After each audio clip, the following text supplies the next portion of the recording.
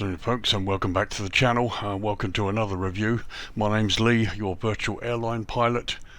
I just want to announce a small partnership that I've now entered into. Not so long ago I reviewed a scenery of Marathon in Florida by an organization known as Spinoza. I don't know if he's a one-man band or a group of people.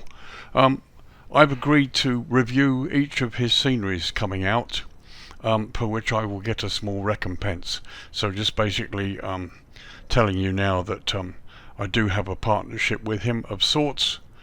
However, comments and suggestions and things are still my own, and they've not been influenced by the developer despite that partnership. But they liked my reviews and approached me and asked me if I would team up with them to promote their company and their sceneries, and that I will do. So as I said, I recently reviewed Marathon in southern Florida, which is really quite a nice scenery. Lots going for it. Up to now, Spinoza, the Spinoza team, have done around about 49 scenery projects, all of them currently available on Sim Market, and they range from small regional airfields in Germany to municipal airports similar to the one we're looking at now in the United States. So they've been around a little bit a while, and a few products out there for you to look at.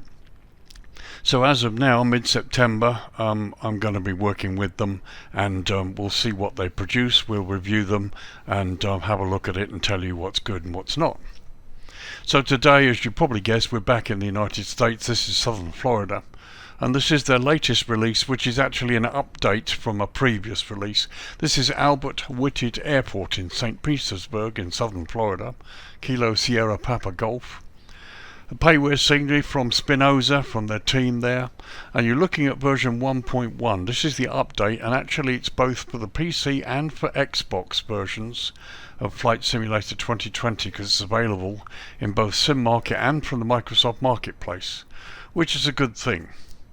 The download is 487 meg, and it installs at 1.36 gig, so it's not huge, but there's quite a bit to look at here.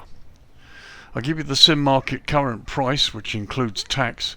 It's going for €20.58, which equates to roughly $22.81 US, or £17.35 UK. As ever, US and UK prices, they're both estimates taken from the euro price, and they include tax or VAT at 20%, which may be different for you depending on which country you're in when you make your purchase. Just one important thing to note, the World Update libraries are required. The World Update USA, Germany, Italy and Oceania, and of course they can be downloaded free from the Microsoft Marketplace, which is also where you can obtain this scenery as well. So no features are listed, so let's get on to the history of this airport. WHITTED Airport, Kilo Sierra Papa Golf, is a public use airport owned and operated by the city of St. Petersburg and located in the city of the same name, St. Petersburg, Pinellas County, Florida in the United States.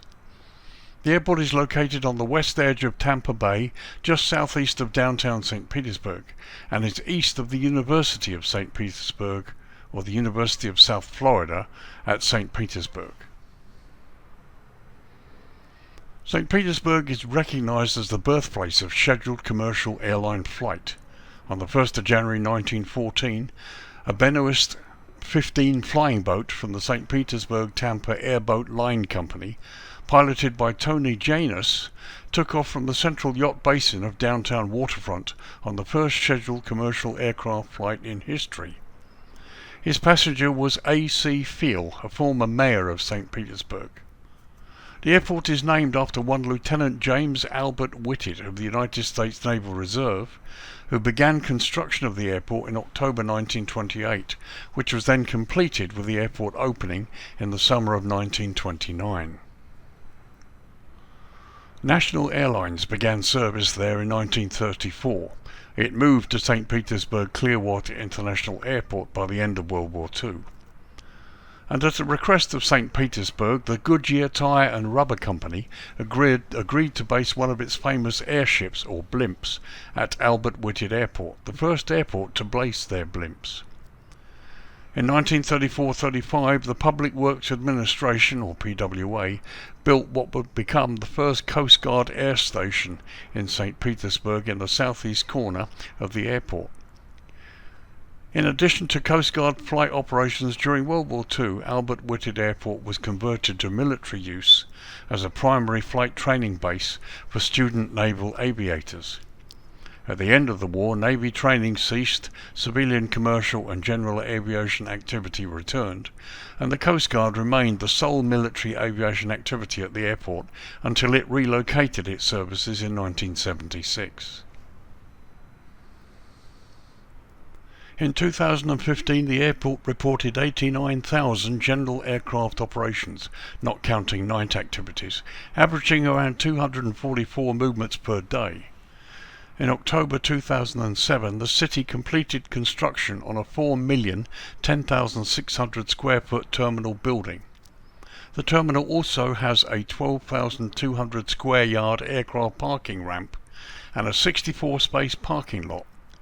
The terminal houses Sheltair, the airport's fixed-based operator, or FBO, and other various aviation and retail tenants. The hangar restaurant and flight lounge opened on the second floor of the terminal in April 2010. In 2016 and 2022, the airport received FAA grants to rehabilitate both runways, bringing them up to current FAA standards. The project also reduced the effective length of the runways to accommodate revised runway overrun requirements. So there you are, that's the history for you. Airport's been around for a while, it's been military, now it's general aviation. Let's look at the runways in depth close up. Okay, runways, so we've lowered the lighting, it's now 7 PM local time, it's September 2024. So Albert Whitted Airport operates 2 runways. Runway 2507 is the longest, measuring 3,676 feet, or 1,120 meters, and is constructed from asphalt. Runway 3618 comes in at just under 2,864 feet, or 873 meters, and is also made from asphalt.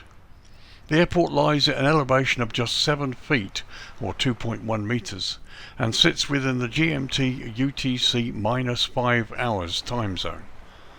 Now, like the UK and other parts of the world, Florida does indeed observe Daylight Saving Time, or DST, and with the UK and Florida both now on DST, the airport remains 5 hours behind the UK.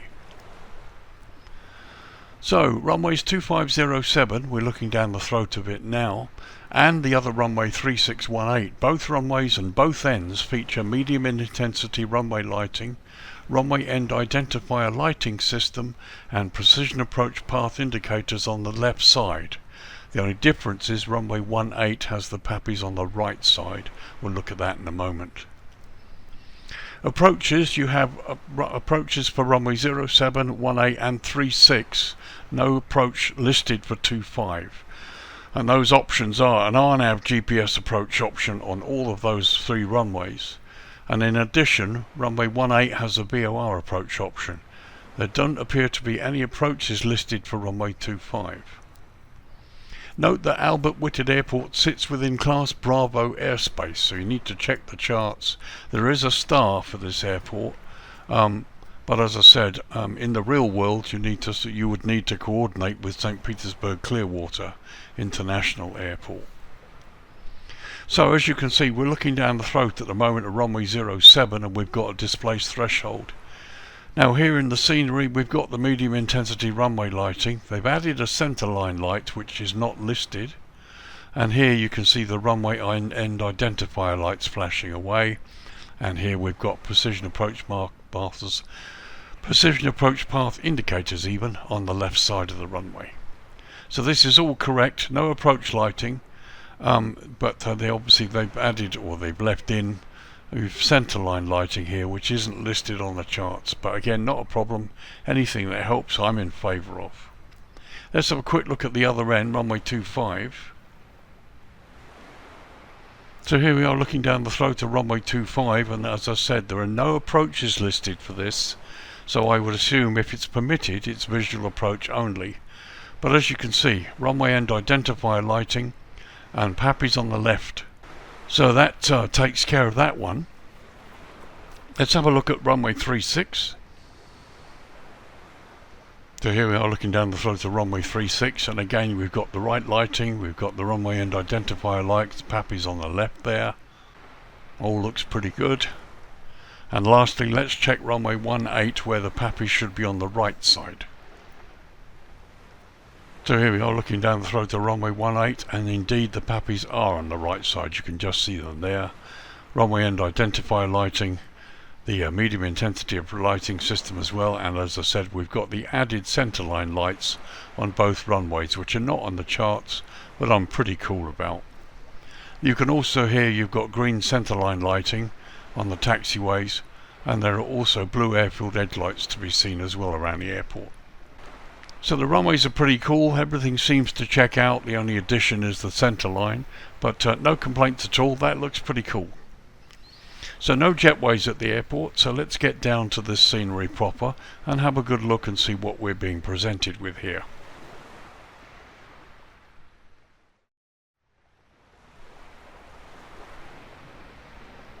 Okay, so we start the main tour. It's just before midday and we're up at the northeast end of the airport. This is runway 25 in front of us with a slight displaced threshold. Let's do a little tour north to south and have a look at what we're being shown here. It's a nice little airport, to be honest. All the signs are on plinths, so quite nicely done, nothing too sort of simple. All of the markings are excellently done. And the control tower is developed as well. We'll have a quick look inside. There it is from the outside with the images on it. And it's really nice, the fencing there, and you've even got the warning sign at the bottom of the fence here. So let's pop inside the tower. So here we are inside the tower. We've got 3 controllers on duty, which is good, and you've got various screens in front of you. Yeah, it's fine. Nice to see it done and developed on a little airport like this. So now we'll cut across to the other side here. There you can see the windsock, and I'll just move slightly here so you can look at some of the taxiway signage, which as you can see has been nicely done, sitting on plinths. There you've got a blue airfield edge light. The grass looks really good, I have to say. And there you go, a couple of the signs.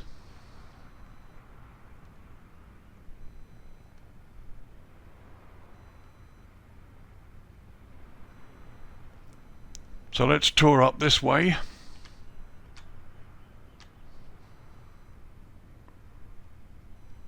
Some pretty nice little effects here. You've got some open hangars. Here's one for example. And here's the view opposite that hangar. One thing I like about this airport, there are lots of people. Okay, they're all static, but they're there, which gives an atmosphere to the airport. These 2 models could have been done a bit better. They're a bit blurred, but there you go. Well, there's a little fuel area. And there around the back of that building there and those 2 trucks, you've got this private jet with some VIPs that are going to go aboard it. Very, very nice.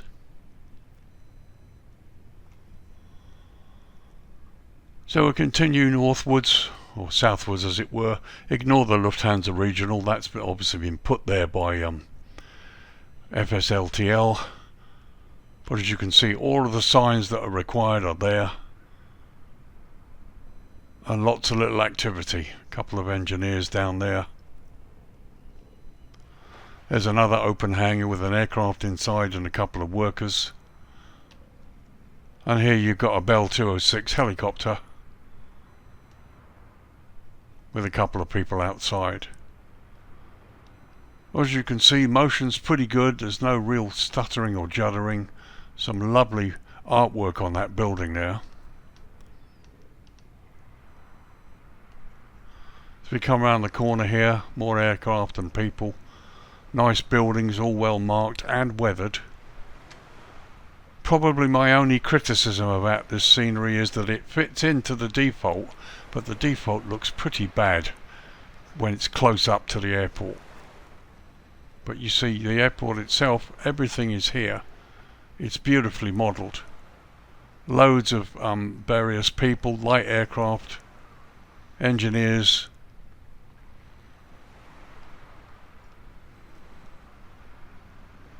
All sorts of bits and pieces. There's the fence line.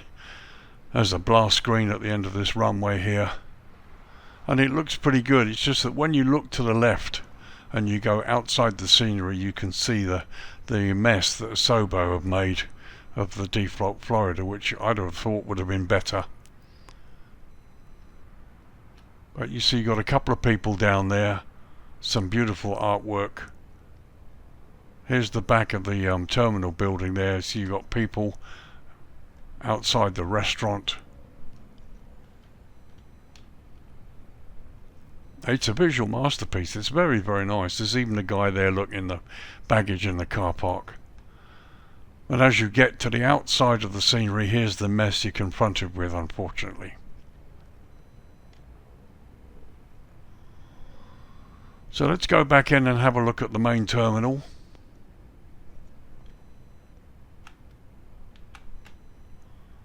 So there's landside, static people. It all helps to make it look ambient and atmospheric. And there you can see, there's my little Cessna there, the VAP Air Cessna inside the fence line. And here's the gate with a police officer and a couple of people doing a little bit of aircraft spotting.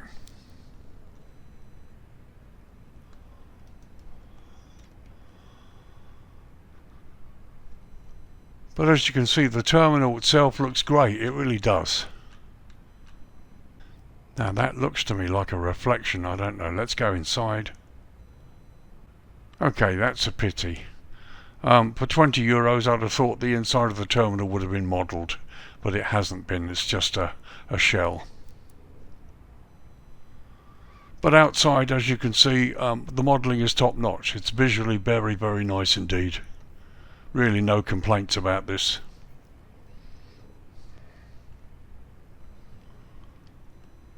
So there's my aircraft down below. Let's approach the terminal and the restaurant from airside now.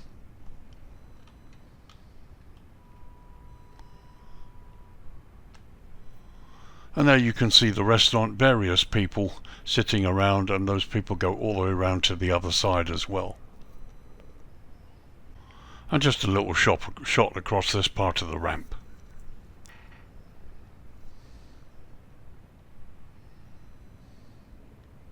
And nice to see the palm trees swaying. Hadn't noticed that before. So as you go down this side of the scenery, got some photoreal cars there to the left, which really shouldn't be there. I think they kind of spoil it. It's you know, I mean, the scenery is great. There's lots of nice detail and lots of work been done.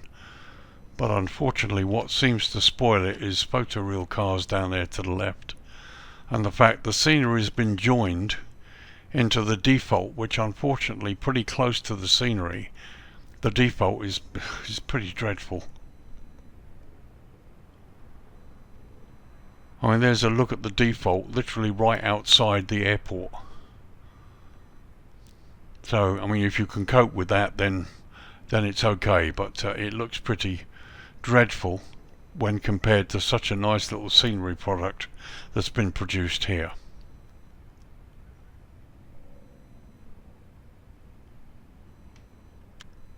Okay, so that was a tour around the daytime. As I said, the airport itself is nice.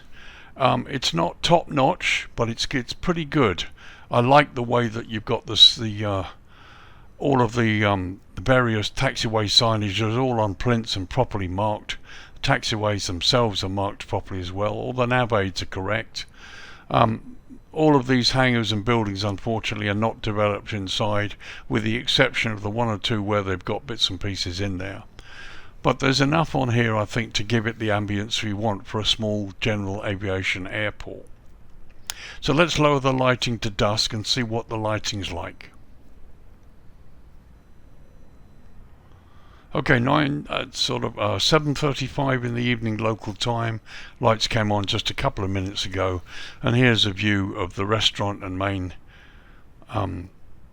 terminal building from this area here where the lights have come on. Doesn't look too bad at all, really.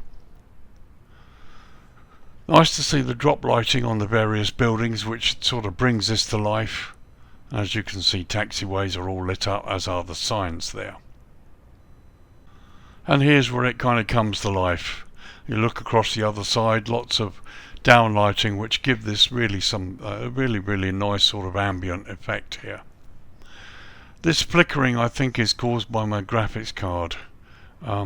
It happens in many sceneries, but it might be alright when we get up close. And they're looking towards the control tower down there. You can see more lighting on the various hangars on the other side there. Taxiway lighting goes all the way down, and it just looks great. So let's just come across the ramp here, head towards the main terminal and have a look.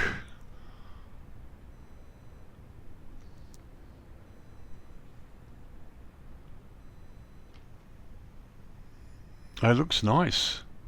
As you get closer, it looks better. There's parallaxing done here. Now at this distance it doesn't look too bad at all, and you've got a little bit of lighting showing the passengers and the people still sitting outside. It's only when you get up close like this that because this is such low resolution, it looks blurred.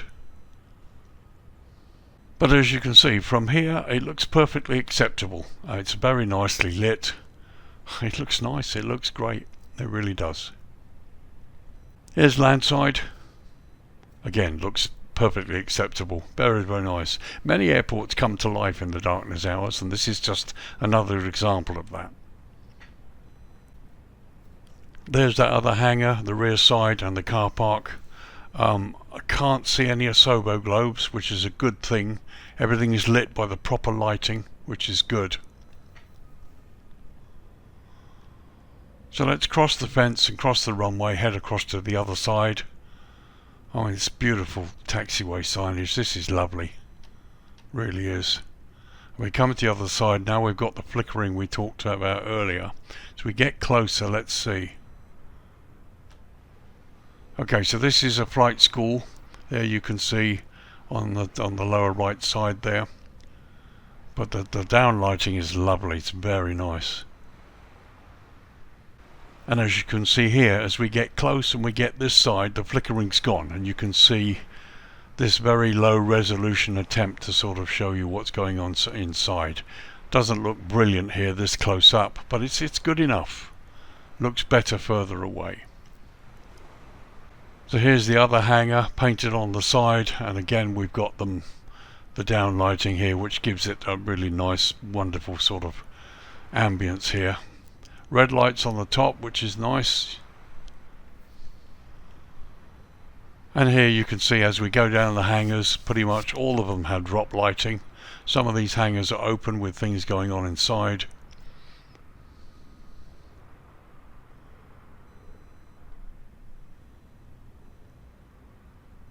It's nice. It just looks nice.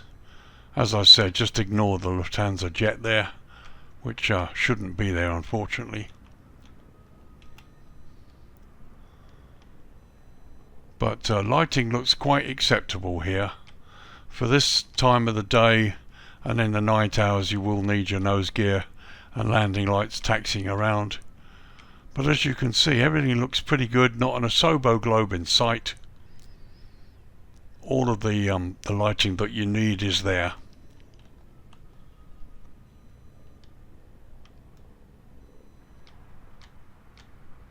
Very nice indeed.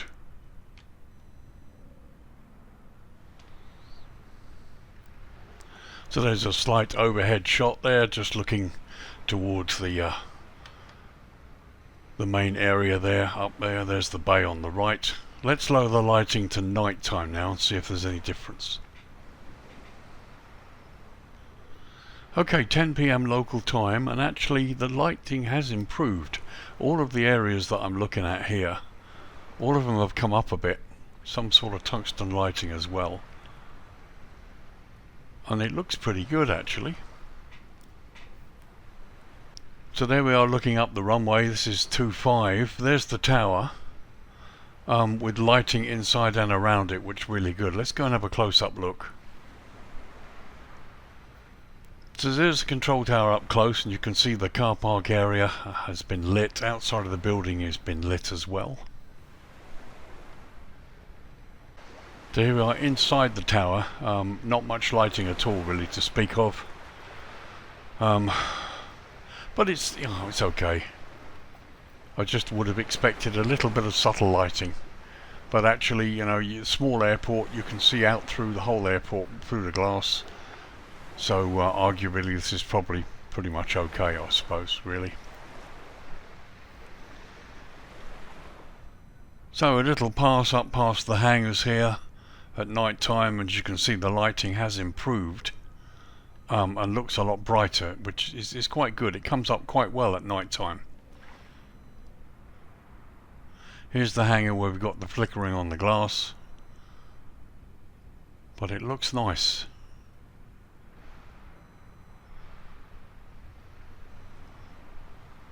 So just coming up landside of the main terminal there. It looks pretty good, doesn't it? It really does. It looks lovely.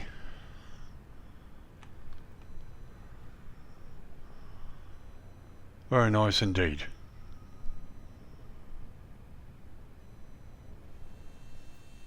So here's the view from my Cessna inside looking out. Everything is turned off. And yeah, that's nice, isn't it? That really is. And just another view of the main terminal. There's my Cessna in the foreground. And there's a high level shot looking west. And now if I bring the lighting up, let's have a look at the dawn. I think I'm in the right position.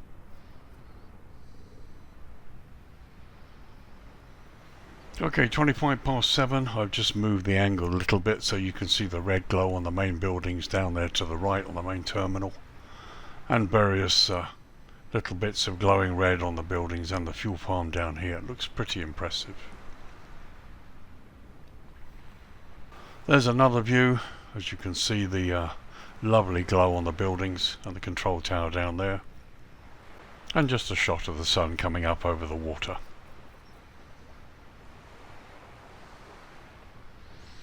Okay, 9 AM and time to wrap up the review, give you my thoughts and comments.